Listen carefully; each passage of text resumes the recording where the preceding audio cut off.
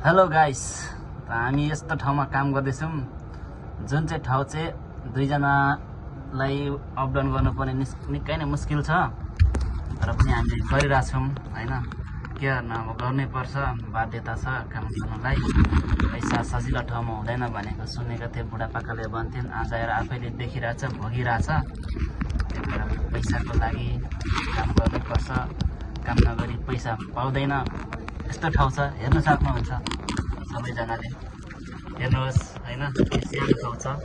यो बिल्डिङ चाहिँ 27 फ्लोरको बिल्डिङ हो। 27 फ्लोर माथिबाट चाहिँ हामी यसरी सानो दुलोबाट डोरीको सहारामा झर्दै भित्रका काम गरिन्छ। काम चाहिँ के भन्दाखेरि यहाँ हावा लिकेज हुन्छ। जो हावा हामी चेक गर्ने, हावालाई बन्द गर्ने, डेन्जर हो काम। हावा बन्द गर्ने काम भनेको मामूली चिज छैन। हामी खतरै तरिकाले हावा बन्द गर्दै अलमोस्ट हामी 12 फ्लोरसम्म गरिसक्यो। अहिले 12 फ्लोर झऱ्यो, अब बाँकी छ। अब 2-3 घन्टा लाग्छ दिनसम्म भित्रै बसेर झर्दै बिस्तारै गर्दै जाने। जस गाह्रो भइरहेछ, ढाड दुखेर, कम्मर दुखेर, हिँड्नुलाई झर्नुलाई अलिक मुस्किल छ, तर पनि एडजस्ट गर्दै झरिरहेछौँ हैन त मिस्टर तेज भाइ? एकदम